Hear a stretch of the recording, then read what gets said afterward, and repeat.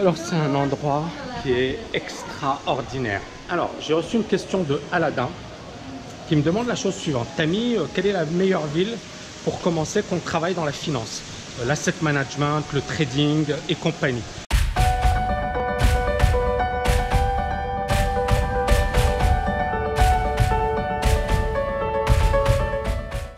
Bon, moi je ne vais pas partir par 10 000 chemins ou par 4 chemins.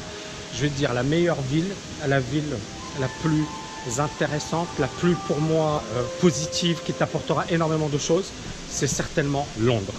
Londres, c'est la ville de la finance par excellence. Premièrement, ils ont une culture financière. C'est-à-dire qu'à Londres, on sent l'histoire. On sent l'histoire de la finance. On sent, tu vois, quand tu vas dans la city, quand tu vas dans les rues, tu sens que les gars, la finance, c'est dans leur sang, c'est dans leur peau, d'accord? C'est un truc, effectivement, voilà, ils ont grandi, ils ont été élevés à la finance. Ensuite, à New York également. Alors, New York également, c'est une grosse ville, hein, c'est une ville qui est palpitante.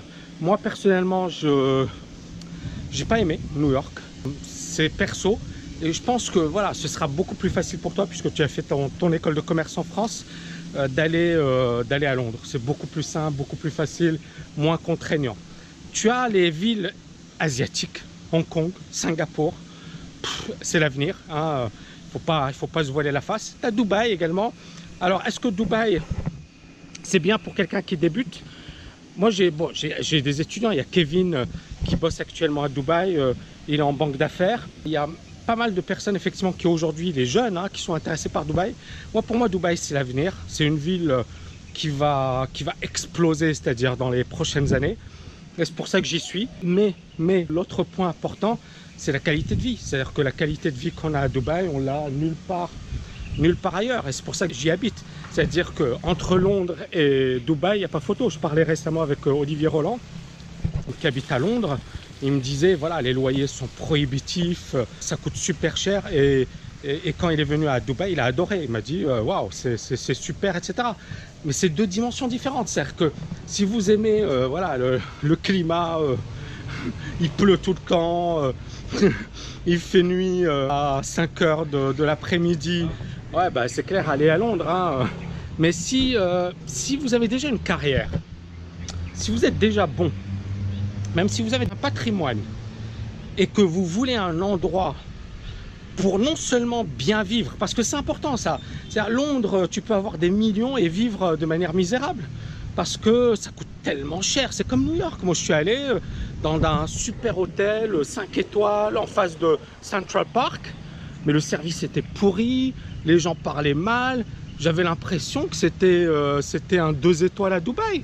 C'est-à-dire, je me suis dit, waouh, les gars, ils vivent. Mais pourquoi? Parce que je me suis habitué au style de vie de Dubaï. Et ça, les gens qui n'habitent pas à Dubaï, qui ne bénéficient pas de la qualité de vie à Dubaï, ils ne le sauront jamais.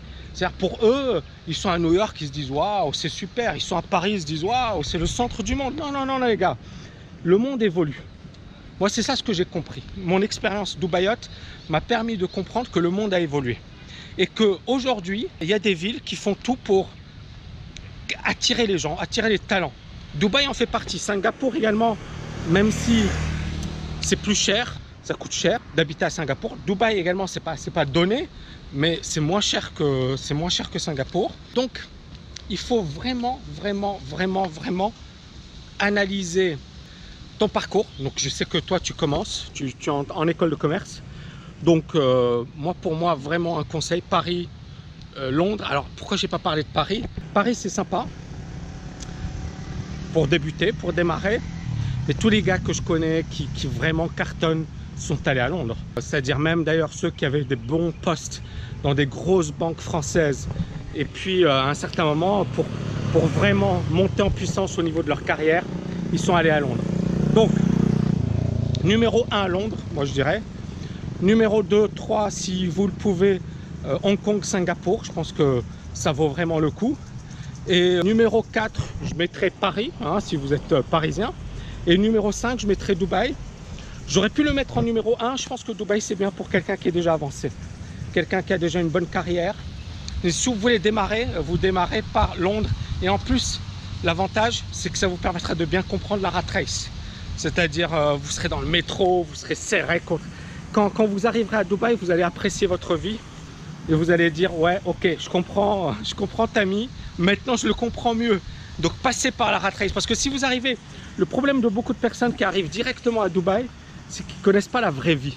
Parce que Dubaï, c'est pas la vraie vie, c'est une bulle. Donc ils arrivent, ils voient tout est beau, etc. Quand ils repartent dans la vraie vie, ils se disent, waouh, j'étais bien à Dubaï. Donc démarrez par Londres, par Singapour, Hong Kong, why not? Paris, si vous n'avez pas le choix, si votre anglais est moyen, Paris.